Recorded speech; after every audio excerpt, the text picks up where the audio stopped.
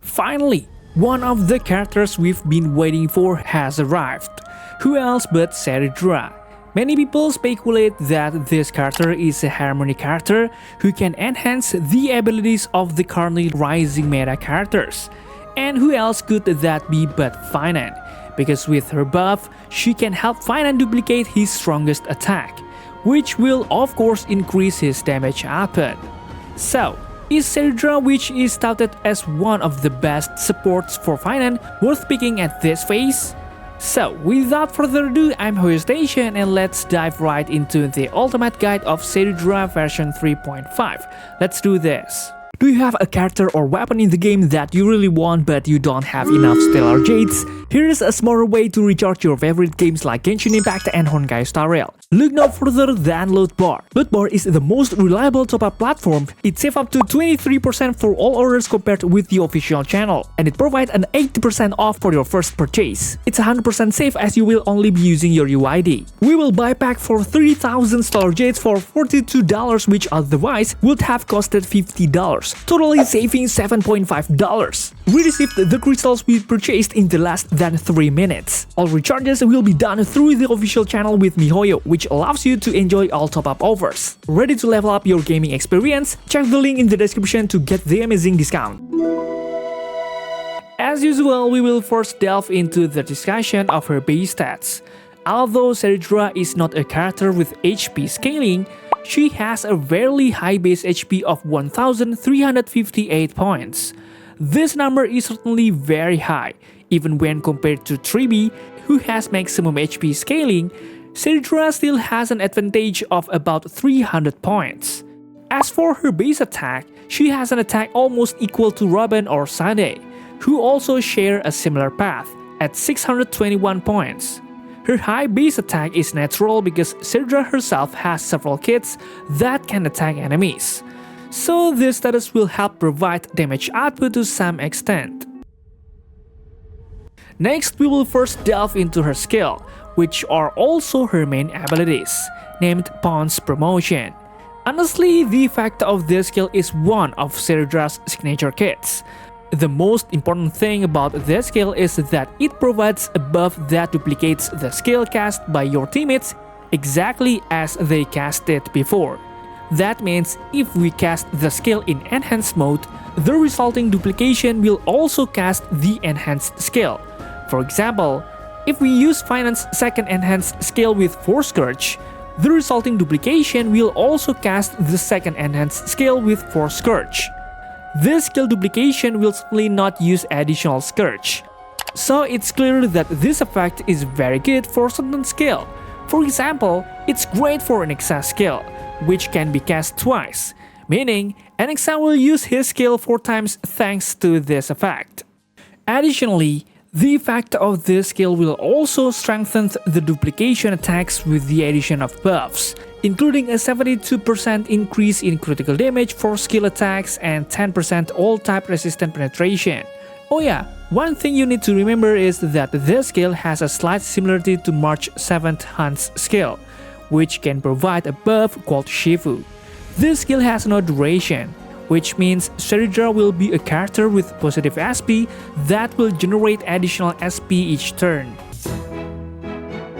Next, we will discuss her talent, which is called AV Imperator. Just for additional info, this talent plays an important role in filling the charge of her skill. Because every character with military merit uses basic attack or skill, Cerydra will gain 1 charge. Meaning the faster and more often characters with military merit move, the more efficient Cerydra's talent effect will be. Additionally, with this talent, Cerydra will also provide a 24% attack boost to the recipients of her buff. This means the higher Cerydra's attack, the greater the attack increase given to that character. If we calculate optimally, then with at least 4000 attack, we can provide an attack increase of approximately 960 points. The effect of increasing attack is somewhat similar to Robin's ultimate, which provides roughly the same amount. Of course, this talent effect is quite good, isn't it? Then, regarding the final effect of this talent, which can provide an additional 60% damage from Cerydra's attack, it's also quite good. Although the effect of this talent is limited to 20 times per ultimate use, this number is quite sufficient, especially since Cerydra's ultimate can be triggered quickly because her maximum energy is only 130 points, making Cerydra able to continue dealing damage even with limited speed. Okay, now we will move on to her ultimate ability called Scholar's Mate. Although the ultimate effect looks quite simple, it's very interesting because it will help charge her skill. This ultimate effect will also deal damage to all enemies with 240% attack.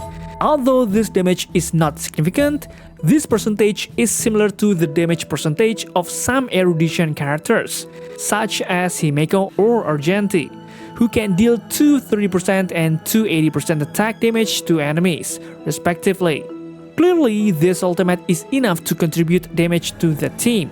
Therefore, she has a role quite similar to Tribix, being able to deal significant damage despite being a Harmony type character.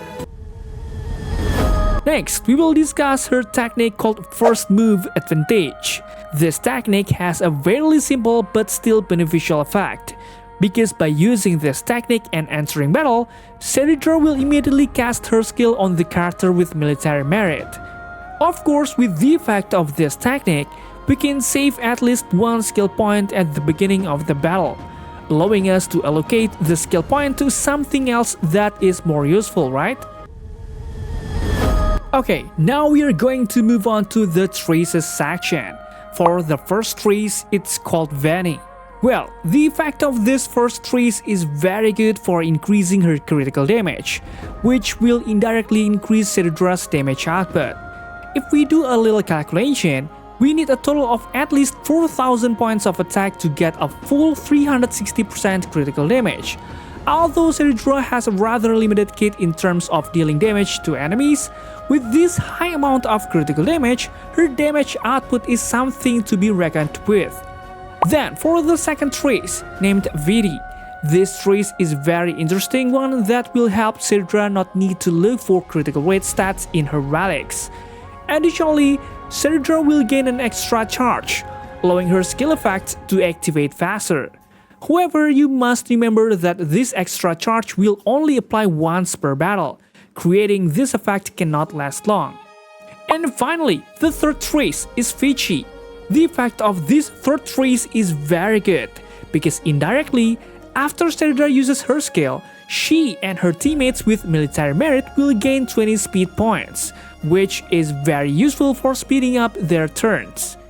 Additionally, this trace will allow our main DPS to use feat attack to increase their damage output without having to use speed on the main stat. Furthermore, Cerydra will gain an additional 5 energy for every teammate who uses military merit to launch a basic attack or skill, which can be well utilized by an Exa, who will naturally provide 10 energy every turn, making Cerydra's ultimate trigger much faster. Oh yeah, with the addition of this energy, it means that Sunday or Bronya will also play an important role in providing additional energy for Cerydra. Because with Sunday or Bronya being able to provide additional action advance, Cerydra will receive additional energy through the actions launched by characters with military merit. Interesting, isn't it? And finally, we've reached the final part of this kit, which is the Eidolon part. The first Eidolon is named Seize the Crowns of All. Well, the effect of this first Eidolon has an excellent additional effect for your main DPS. How could it not be? All attacks launched by characters with military merit will ignore 16% of the enemy's defense. Not only that, but they will ignore another 20% of the enemy's defense when launching skill damage if they are within the P range. This makes the skill damage launched able to ignore a total of 36% of defense, which is a significant number considering that many elite and boss type enemies have very high defense points. Additionally, through the effect of this Eidolon, Cerydra will provide an additional 2 energy to the target when using a skill. While this addition isn't very significant, as Cerydra only uses her skill at least once every 3 turns, but clearly this is quite helpful.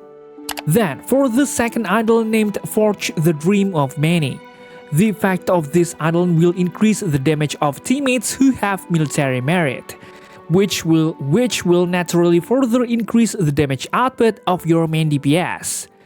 The interesting thing about this effect is that since there will definitely be teammates with military merit on the field, Cerydra's damage increase effect will be active throughout the battle. Next, for her fourth idol named Remake the Realms of Men, this idol will greatly affect Cerydra's damage output, which will increase ultimate damage by approximately 2 times. With the addition of this idol, Cerydra gains a more prominent role as a sub DPS within the team. However, unfortunately, the effect of Eidolon 4 is less than optimal if we pair Cerydra with Eidolon 4 with Phainon, because the addition of this massive 240% ultimate damage seems to disappear due to Phainon's ultimate, which prevents teammates from taking action. Therefore, Cerydra will very rarely get a turn even though she has received a damage increase. As for the final idol, named Journey Set Starward, this idol will significantly increase the total damage dealt by characters with military merit, as it provides additional all-type resistance, which is very useful for almost all damage types in this game. Additionally, Cerydra will also provide additional wind damage and has a very large multiplier of 360% up to a maximum of 20 times each time Cerydra casts her ultimate. If we multiply, Cerydra can provide up to a total of 7200% additional wind damage to enemies, making the effect of this add-on drastically increase the damage output of team members. Interesting, isn't it?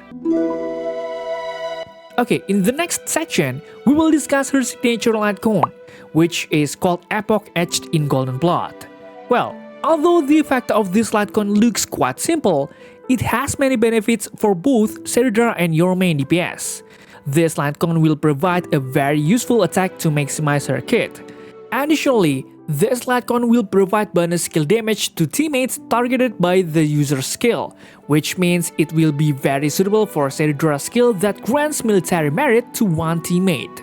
Furthermore, this light cone will also restore 1 skill point each time the user casts their ultimate, which will be very useful for teams that use many skill points, such as Alexa or Phainon when he is gathering core flame stacks. Okay guys, now we are getting to the most important part, which is about her build. First, we will discuss the relics first. For its main and best relic, it's Sekir'Do's Relieved Ordeal. The effect of this relic is very good for Cerydra, as it can provide a speed boost, and when using skill or her ultimate on a single team target, it will increase critical damage by up to 36%. The effect of this relic is a perfect match for Cerydra's kit, which functions as a support for hyper carry DPS. Now, we will discuss the ornaments that are suitable for Cerydra. For now, Lushaka the Sunken Seas is an ornament that fits very well with hyper carry team formation, because in addition to providing much needed energy regeneration for Cerydra, the 12% increase in attack for DPS in the team is very helpful in maximizing damage output. Plus, this attack boost effect can stack with the Lushaka effect used by other characters on the team, making this ornament very suitable. Oh yeah, here are some status recommendations you can use. Then, the next question is, how about the light cone that can be used by Cerydra? Of course, her signature light cone, Epoch Etched in Golden Blood, is the best light cone she can use. However, not everyone can have this light cone, right? Therefore, some other light cones can be alternatives, such as the light cone called the Forever Victual. The effect of this light cone can provide a very massive attack boost, reaching an 80% increase in attack at its highest stack. Interestingly, besides providing a massive attack boost, this light cone can be obtained for free through an event that can be completed in this update. Besides this light cone, you can also use the light cone called For Tomorrow's Journey. This light cone can provide an attack and damage boost, making it quite suitable for Cerydra. Now it's time for us to discuss Cerydra's teammates. As we know, Cerydra is a support specifically for hyper carry characters who scale with attack. so the kits of characters who scale with HP will clearly not be suitable. Additionally, Cerydra requires characters whose primary kit comes from skills, meaning characters who rely on ultimate attacks are less able to utilize their kits to the fullest. With so many restrictions, there are bound to be a few characters who are ideal for Cerydra. Some examples of these are Phainon, Alexa, and also Archer. Phainon can utilize Cerydra's kit quite well because he can use his strongest attack twice every 6 charges. Additionally, Cerydra can provide a massive attack boost to Phainon, making his damage output even better. On the other hand, Alexa and Archer are also characters who can effectively utilize the Cerydra kit. Alexa and Archer are both skill-based attackers, and they can both attack enemies with high frequency, allowing Cerydra to gain a lot of energy thanks to the third trace called Vici. Many might ask, which is better, getting the Lightcon or her EIDOLON 1? EIDOLON 1 offer can increase the damage output of characters with military merit, as all of her attacks can ignore 16% of the enemy's defense. This number can increase when it reaches 6 stacks of charge. This means that this EIDOLON has the effect of increasing the damage output of hyper carry DPS. On the other hand, the effect of her signature Lightcon are more universal, as it can increase attack, provide additional skill points, and increase skill damage dealt by the character targeted by the Lightcon user's skill. Well, clearly both have a positive effect. However, which one you need will of course depend on your current condition. If you are currently using Cerydra on the SP consuming Phainon team, her dedicated Lightcon will have a better effect, especially if you don't have Sunday's signature Lightcon or Bronya's EIDOLON 1, which can provide additional skill points. On the other hand, you can choose her EIDOLON 1 if you don't feel you have SP issues in your team and prefer a general increase in damage output. Of course, her signature Lightcon offers flexibility, but her EIDOLON 1 is equally interesting. Okay guys, that's probably all. What do you think about this character? Do you wanna pull this character in version 3.5? Please type in the comments down below, and don't forget to check out my other videos because they are just as cool. Thanks for watching, stay safe, stay healthy, and see you in the next video.